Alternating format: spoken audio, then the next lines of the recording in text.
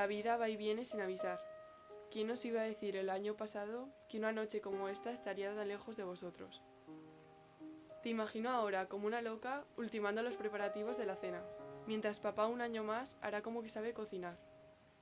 Espero que este año no tengáis que llamar a las pizzas como el año pasado. En noches como esta me refugio en el recuerdo de las canciones que me susurrabas al oído, mientras medio dormida me acurrucaba en tu alma. No te imaginas cómo necesito oír tu voz para curar mi tristeza.